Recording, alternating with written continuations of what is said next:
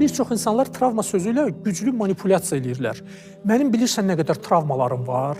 Bu demək istəyir ki, mən həyatda çox çətinliklər görmüşəm. Eləyə qalsın da hamımız deyək ki, elə mənim bilirsən nə qədər hamı bu sözü deyə bilər də. Hamının bir özünə görə çətinliyi var. Ona görə gəlin birinci bunu deyək ki, manipulyasiyaya da bu getməsin. Problemlər travma deyil, bu bir. Acı xatirələr, bu travma deyil. Hamının acı xatirəsi var. Deyir, mən travma yaşamışam.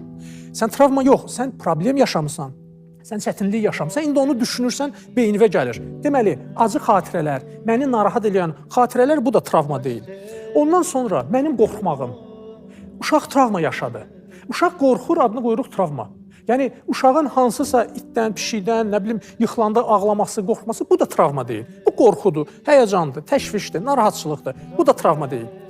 Bunu ona görə deyirəm ki, bir çox halda uşaqlar da valideynlərini travma sözü ilə manipulyasiya edirlər. Sən bu sözləri deyirsən, mənə travma yaşadırsan. Yəni, anasına, atasına demək istəyir ki, məndən çox da tələb eləmə. Yaxşı, nə travmadır?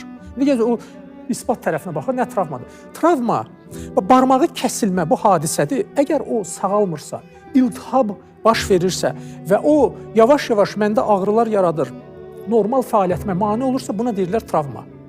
Mən qəzaya düşdüm, bir neçə vaxtdan sonra unutdum, arada bir beynimə gəlir. Bu travma deyil, acı bir hadisədir. Ancaq o qəzadan sonra mən maşına minə bilmirəmsə, mən liftə girə bilmirəmsə, gecə yatanda illərdir hadisə bitib, ancaq mən yenə də kabus görürəmsə, bu travmadır.